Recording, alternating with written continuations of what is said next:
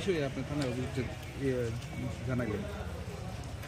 বিষয়টা হলো গতকালকে দুপুর 12টা 1টা নাগাদ একজন ছেলে পাশে তার বান্ধবী নিয়ে হোটেলে আসে এবং তারা একটা বার্থডে সেলিব্রেট করবো বন্ধু বান্ধব মিলে। তার জন্য একটা রুম ভাড়া নিল। ভাড়া নেওয়ার পর আমি তাদের রুমের কাগজপত্র ডকুমেন্ট রেখে আমি তাদের রুম ভাড়া দিয়ে দিই। তারপর তারা রুমের চাবি নিয়ে রুমে চলে যায়, বলছে যে আরও ওদের বন্ধু বান্ধব আসবে।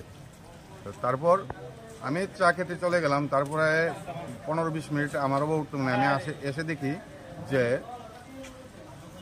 আমার দোকানে কিছু লোক এসে আমার ঘরের মধ্যে মানে ওই রুমের মধ্যে আমারে না জিজ্ঞেস করে ঢুকে ওদেরকে মারধর করেছে এবং আমার জিনিসপত্র আসবাবপত্র অনেক নষ্ট করেছে।